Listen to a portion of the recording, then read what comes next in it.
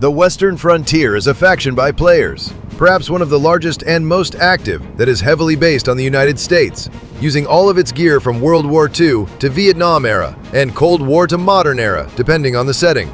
They are commanded by generals who serve the president, who is elected every so often and decides frontier policy, usually to enforce freedom and democracy on other maps and factions in the Arma universe. The soldiers patrol their land border on the map Gabretta, which in the Arma Anarchy world falls under the region of the Central Plains. This is their main homeland, and where local players, farming money and resources, pay taxes to them under freedom laws. Their biggest enemies? The Tundran Territories, which is a coalition of communist nations, often attack the Western Frontier and engage with them or their allies on other maps to spread communism and control resources. Back at the main military base, the High Command plans the nation-state's attacks in other territories. Recently, the freedom-loving frontiermen began deployments to Cam Lao Nam, based on Vietnam, to help their allied faction defeat the Viet Minh Communists and free the whole jungle down in the southern swamps region of the server network.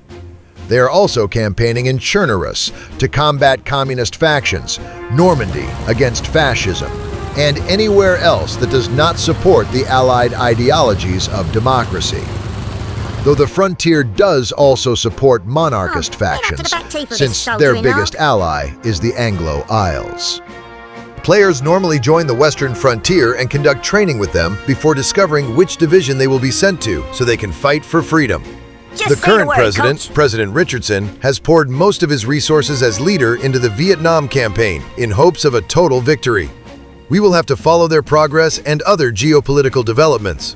It has been many months since either side broke the peace treaty and crossed the heavily defended border. The spread of Tiberium across the servers might change that. The High Command of the Frontier, which is often called just the Freedoms, consists of a few users known as General Ham, Colonel Texas, and, uniquely, a female called Brigadier Betty. The leaders of the faction often take the units on patrol in several campaigns, but recently they have grown tiresome of the peace in their home territory and want a war.